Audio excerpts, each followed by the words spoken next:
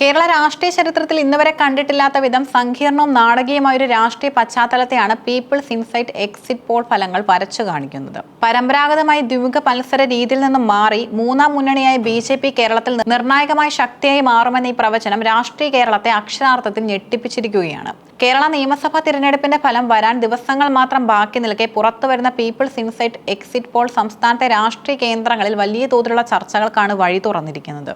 ഭരണ തുടർച്ചയെന്ന LDFന്റെ അവകാശവാദത്തെയും ഭരണമാറ്റമെന്ന UDFന്റെ പ്രതീക്ഷയും ഒരുപോലെ വെല്ലുവിളിക്കുന്നതാണ് ഈ പ്രവചനം. കേരള നിയമസഭയിലെ 140 സീറ്റുകളിൽ കേവല ഭൂരിപക്ഷത്തിന് വേണ്ടത് 71 സീറ്റുകളാണ്.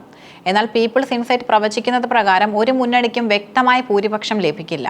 UDF 66 മുതൽ 76 സീറ്റുകൾ വരെ. UDFന് മുൻതൂക്കം ലഭിക്കുമെങ്കിലും കേവല ഭൂരിപക്ഷത്തിന് ആവശ്യമായ 71 സീറ്റുകൾ തികയ്ക്കാൻ അവർ വിയർപ്പൊഴുക്കേണ്ടി വരുമെന്ന് സർവേ സൂചിപ്പിക്കുന്നു. LDF 58 മുതൽ 68 സീറ്റുകൾ വരെ. ഇടതുമുന്നണി ആഗ്രഹിച്ച തുടർഭരണം എന്ന സ്വപ്നം ഇല്ലാതാകുമെന്ന് അവർക്ക് സീറ്റുകളിൽ വലിയ കുറവുണ്ടാകുമെന്നുമാണ് പ്രവചനം. BJP 10 മുതൽ 14 സീറ്റുകൾ വരെ. ഈ സർവേയുടെ ഏറ്റവും ശ്രദ്ധേയമായ ഭാഗം ഇതാണ്. കേരള രാഷ്ട്രീയത്തിൽ BJP ആദ്യമായി 2 അക്ക സംഖ്യയിലേക്ക് എത്തുമെന്നും സർക്കാർ രൂപീകരണത്തിൽ അവർ ഒരു കിങ് മേക്കറായി മാറുമെന്നുമാണ് ഈ പ്രവചനത്തിന്റെ സാരം. കേരളത്തിൽ BJP 10 സീറ്റിന് മുകളിൽ നേടുമെന്ന പ്രവചനം എല്ലാ രാഷ്ട്രീയ സമവാക്യങ്ങളെയും തെറ്റിക്കുന്ന ഒന്നാണ്. 2016 ഒരു സീറ്റ് മാത്രം നേടിയ BJPക്ക് 2021 ആ സീറ്റും നഷ്ടപ്പെട്ടിരുന്നു.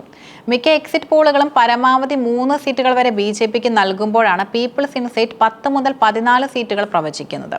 ഈ പ്രവചനം ശരിയാവുകയാണെങ്കിൽ UDFO LDFO സർക്കാർ രൂപീകരിക്കാൻ BJPയുടെ പരോക്ഷമായോ പ്രത്യക്ഷമായോ ഉള്ള പിന്തുണ തേടേണ്ടി വരുന്ന ഒരു സാഹചര്യം ഉടലെടുക്കും.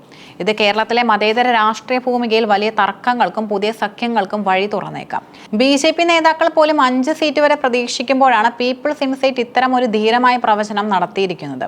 മുഖ്യമന്ത്രി പിണറായി വിജയന്റെ നേതൃത്വത്തിൽ LDF മുന്നോട്ട് വെച്ച വികസന ക്ഷേമം എന്ന മുദ്രാവാക്യം തുടർഭരണ പ്രതീക്ഷയും പാളുന്നതായാണ് സർവേ സൂചിപ്പിക്കുന്നത്. 58 മുതൽ 68 സീറ്റുകളിൽ LDF ഒതുങ്ങുന്നത് അവരുടെ വോട്ട് ബാങ്കിൽ വിള്ളൽ വീണതിന്റെ സൂചനയാകാം. ഭരണവിരുദ്ധ വികാരം, വിവാദങ്ങൾ, സാമ്പത്തിക പ്രതിസന്ധി എന്നിവ LDFനെ പ്രതികൂലമായി ബാധിച്ചിട്ടുണ്ടാകാം. UDFന് 66 മുതൽ 76 സീറ്റുകൾ പ്രവചിക്കുന്നത് അവർക്ക് വലിയ ആശ്വാസം നൽകുന്ന ഒന്നാണ്. ഭരണമാറ്റം എന്ന കേരളത്തിന്റെ പൊതുവായ രീതി തുടരുമെന്ന് ഇത് സൂചിപ്പിക്കുന്നു. എങ്കിലും ഒരു വ്യക്തമായ തരംഗം UDFന് അനുകൂലമായിട്ടില്ല എന്നതും ശ്രദ്ധേയമാണ്. കേവല ഭൂരിപക്ഷത്തിന് തൊട്ടരികിൽ നിൽക്കുന്ന അവസ്ഥ UDFനെ ആശങ്കയിലാഴ്ത്തുന്നു. ഏപ്രിൽ 9 നടന്ന വോട്ടെടുപ്പിൽ 78% പോളിംഗ് രേഖപ്പെടുത്തിയത് വലിയൊരു മാറ്റത്തിന്റെ സൂചനയാണ് രാഷ്ട്രീയ നിരീക്ഷകരും കാണുന്നത്. പ്രത്യേകിച്ച് സ്ത്രീ വോട്ടർമാരുടെ വലിയ തോതിലുള്ള പങ്കാളിത്തം ഇത്തവണത്തെ ഫലത്തിൽ നിർണായകമാകും. ക്ഷേമ പെൻഷനുകൾ, വിലക്കയറ്റം, സ്ത്രീ സുരക്ഷ തുടങ്ങിയ വിഷയങ്ങൾ സ്ത്രീ വോട്ടർമാരുടെ മനസ്സിനെ സ്വാധീനിച്ചിട്ടുണ്ടോ എന്ന് മെയ് 4 അറിയാം. പതിറ്റാണ്ടുകളായി LDFും UDFും മാറി മാറി ഭരിക്കുന്ന കേരളത്തിൽ BJP ഒരു ബാഹ്യ കക്ഷിയായാണ് ഇന്നും കാണപ്പെടുന്നത്. പല മണ്ഡലങ്ങളിലും വോട്ട് വിഹിതം വർദ്ധിപ്പിക്കാൻ അവർക്ക് കഴിയാറുണ്ടെങ്കിലും സീറ്റുകൾ ജയിക്കാൻ ആവശ്യമായ വോട്ടുകൾ സമാഹരിക്കാൻ അവർക്ക് സാധിക്കാറില്ല. എന്നാൽ പീപ്പിൾസ് ഇൻസൈറ്റ് പ്രവചിക്കുന്നത് പോലെ BJP 10ന് മുകളിൽ സീറ്റുകൾ നേടിയാൽ കേരളം ഒരു ത്രികോണ മത്സര ഭൂമിയായി മാറുകയും വരും കാലങ്ങളിൽ മുന്നണി സമവാക്യങ്ങൾ അടിമുടി മാറുകയും ചെയ്യും.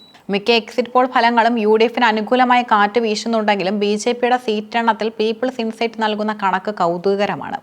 ഇത് ശരിയാവുകയാണെങ്കിൽ കേരളത്തിൽ രാഷ്ട്രീയ അസ്ഥിരതയോ അതോ അപ്രതീക്ഷിതമായ കൂട്ടുകെട്ടുകളോ ഉണ്ടാകാനുള്ള സാധ്യതയുമുണ്ട്.